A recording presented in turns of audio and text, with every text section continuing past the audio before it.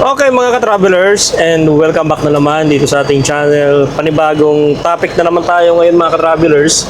Gawa lang yung unang upload natin ng patungkol ito sa L300 ay talaga namang nagtakaw atensyon sa ating mga tropang gustong bumili ng L300 FB type.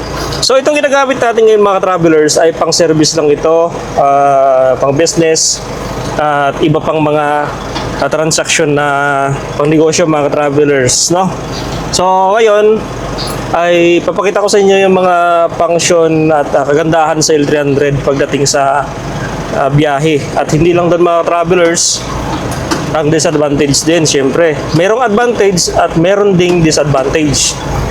Yan, pag-usapan natin ngayon mga travelers dahil talaga namang napakaganda gamitin tong L300 ng Mitsubishi FB type mga travelers.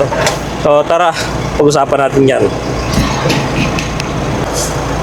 So ito mga travelers, no? So dati maraming nagtatanong sa atin kung ano ba yung mga nakalagay dito sa ating harap, dito mismo sa driver seat, no? So ito mga ka-travelers, ito yung steering wheel natin. Medyo maliit lang yung kanyang steering wheel pero malapad siya, malaki yung sakop niya. And dito yung kanyang horn, yan logo ng Mitsubishi. Dito yung kanyang K switch, no? Ignition K. Dito naman yung kanyang gear shifting. Medyo matigas nga lang siya mga travelers, itong gear shifter niya. Okay, sa ating panel, andito naman yung odometer. Yan, odometer, speed meter, yan, temperature, and fuel gauge. So, ayan, 140 lang gas natin, papagas tayo mamaya. And nandito rin yung kanyang mga indicator in case na mayroong problema sa ating engine, nag-indicate dito. Or battery. So, dito yung battery indicator niya.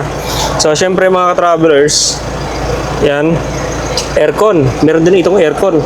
Ito yung aircon niya, AC niya. Fan, yan, pag pinit mo to, fan yan, fan, cool. Okay, dati dito naka-setup pero iwan ko ba't ganito na yung setup niya, iba na compare sa dati. Yung kanyang stereo nandito rin.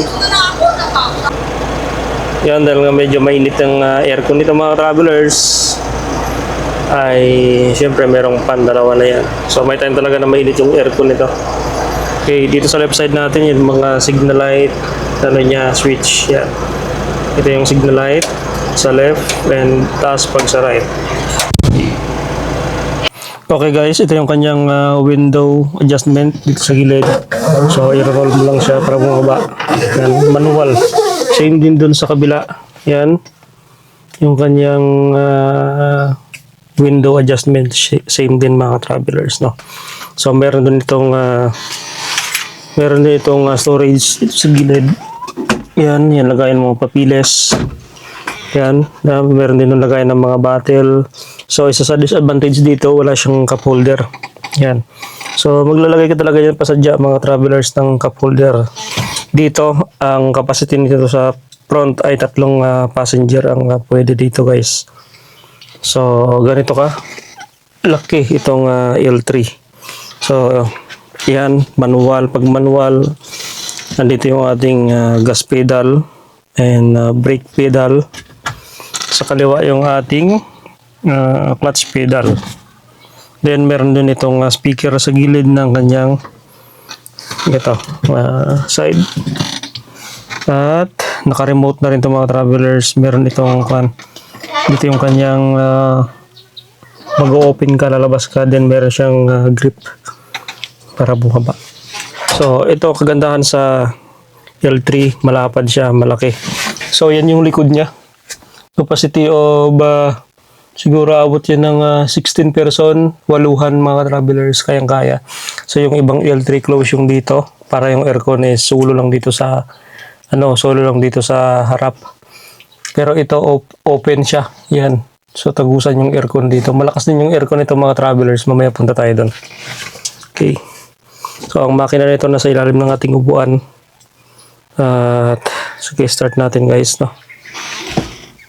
Start muna natin. Andito yung kanyang ignition key sa gilid.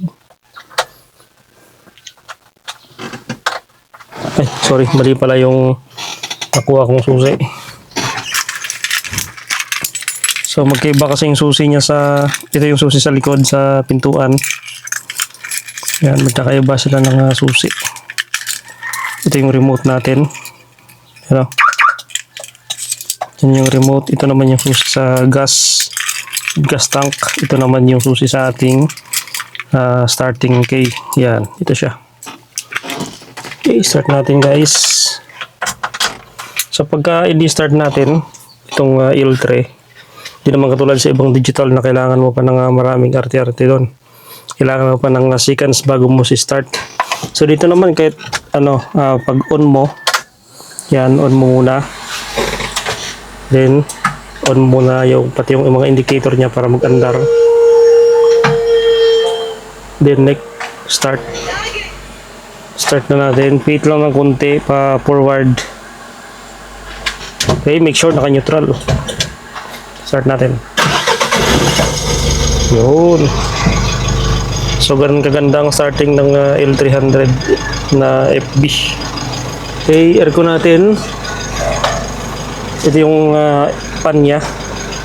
Feed natin paka kanan. Ito yung pan niya, then cool. Yan.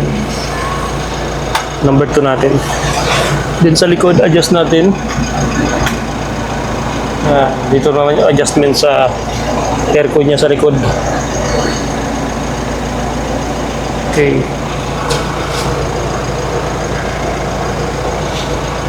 Ito yung kagandahan dito. Meron din itong visor o para sa hindi ka masilawan.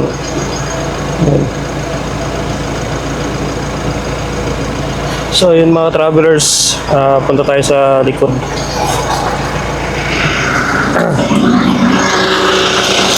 So yung gulong na to mga travelers, ito yung gulong niya, tubeless. Ito naka-rim type siya. Yung ibang mga L300 naka-mags na. Pero mas maganda yung rim, pangkargaan talaga.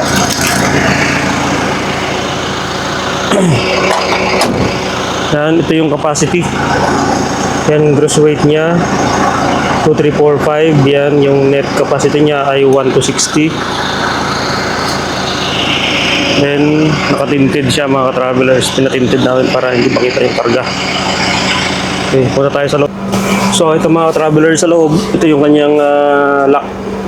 Yan, so capacity of 16% pwede, kaya. So may grip yung passenger dito para hindi matumbaw. Ganda. Ang luwang. So kung gusto mo pang kargahan, naaangat din yung upuan. Pwede siyang iangat para lumaki yung space mga travelers. Meron talagang ilaw dito sa likod. Yan. Uy, hindi ko magana. Hindi nagana yung ilaw dito, baka pundi. Hindi nagana guys. Yan, so yung aircon niya dito sa likod malamig. Napakalamig ng aircon itong L300. Okay guys, ganito ang L300. Maganda. Good day mga travelers, so nandito tayo ngayon sa Worldcom at bumili tayo ng metal stud dito para sa ating walling.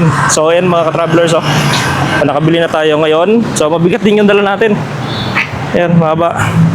So ngayon, pakit na tayo ng Inya Blanca mga travelers, no. So yun, thank you kay sir na tumulong sa akin sa pag-assist, no. So thank you very much mga travelers. So, ganito kaganda pag may chariot. Kayang kumarga ng mahabang pangarga. So, ayan guys. Samahan niyo ako at pauwi na tayo. Tara, let's go. Na? So, napaka-advantage pag meron tayong ganitong trike.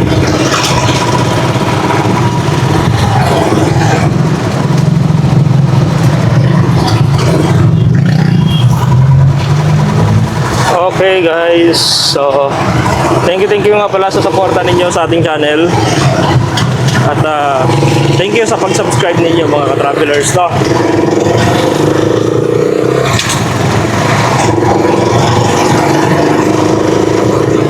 So maghanap muna tayo ng palamigan mga ka-travelers.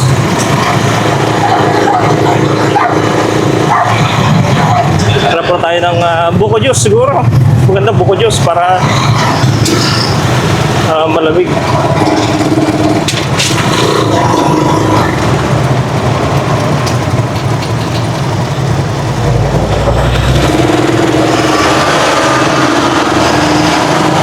dinilahan mo natin si Anghel ng tilapia, mga ka-travelers, no?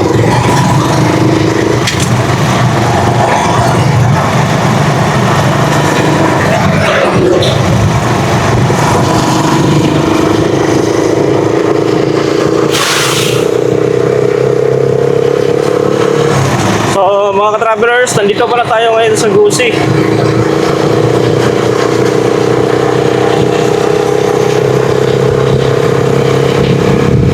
Lakas na naman ang ihip ng hangin. Malakas yung hampas ng hangin, mga ka-travelers.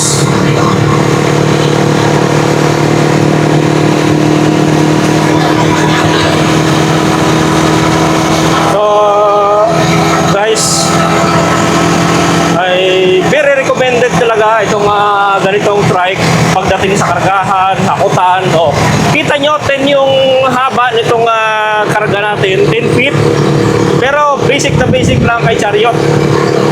At sobra lang siya ng konti, siguro mga 1.5 meter lang yung lagpas niya. So very useful talaga si chariot. Kaya pala marami na rin tumatangkilik na ganitong trike, marami na rin bumibili at ginagawang panghanap buhay. Gawa ng talaga namang very usable.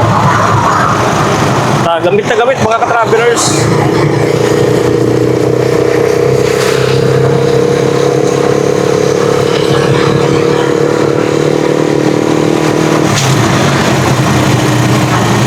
So naging followers pa natin ang mga trabante ng WorldCom dito sa Libag, Tuguegarao.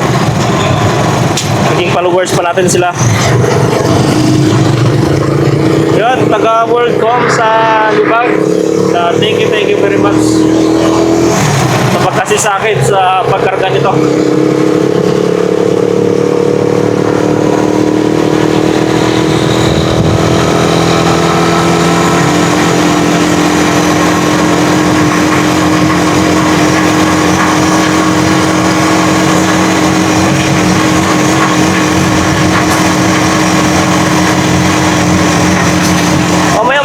I-check ulit yung karga natin, baka nahulog. So, dito lang tayo sa gilid, mga ka-travelers.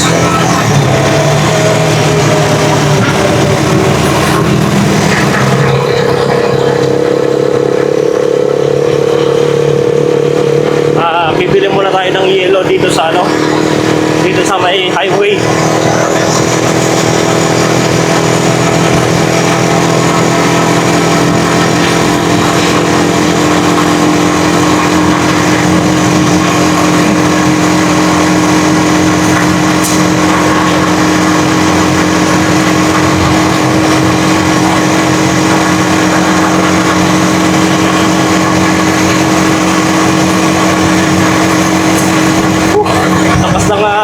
Pas ng hangin.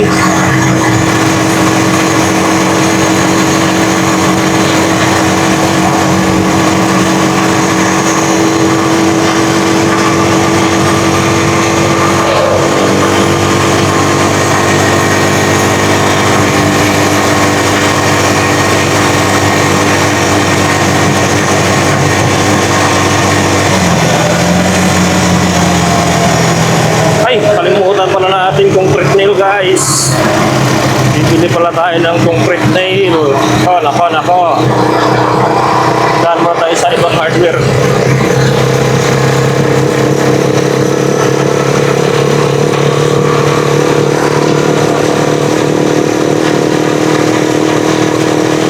Doon na lang tayo bibili sa Pabaran.